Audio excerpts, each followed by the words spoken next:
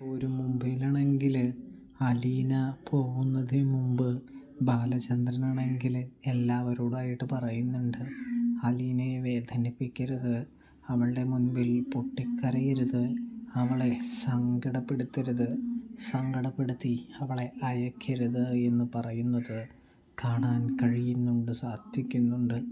എത്രയൊക്കെ സങ്കടമുണ്ടായാലും അവളുടെ മുൻപിൽ ആരും കരയരുത് എന്ന് ബാലചന്ദ്രൻ പറയുന്ന കാഴ്ച കാണാനായിട്ട് കഴിയുന്നുണ്ട്, സാധിക്കുന്നുണ്ട്.